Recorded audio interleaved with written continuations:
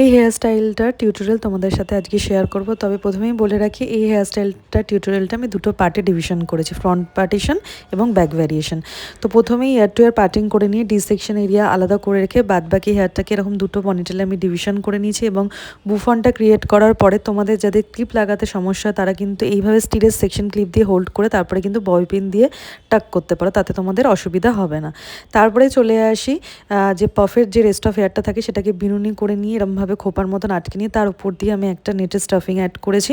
তারপরে চলে এসেছিলাম ফ্রন্ট পার্টটাকে সাইড পার্ট করে নিয়ে একটা কার্ভ সেকশন নিয়ে নিয়েছিলাম এস ওয়েভের জন্য। বাদবাকি হেয়ারটাকে একটা বক্স সেকশন করে নিয়ে 3টে পার্টে ডিভিশন করে রুট এরিয়া ব্যাক কম্বিং করে এরকম কিন্তু টুইস্ট করে আমি লাইন্স করেছি। লাইন্স তোলার সময় তোমরা একটু খেয়াল রাখবে যাতে খুব সূক্ষ্মভাবে লাইন্সটা ওঠে। এবং আমি আরেকটা কথা বলে রাখি, এটা অ্যাজ এ টিপস হিসাবে তোমরা কাজে লাগাতে পারো। যখনই তোমরা লাইন্স তুলবে তোমরা কিন্তু খুব বেশি হার্ড স্প্রে ইউজ করবে না, শাইন স্প্রে দিয়ে কম করে করে বেবি হেয়ারগুলোকে বসিয়ে তারপরে কিন্তু তোমরা লাইন্স তুলবে। তারপরে চলে আসি এস সেকশনে রুট এরিয়া ব্যাক কম্বিং করে এইভাবে আমি কিন্তু এসটা করি।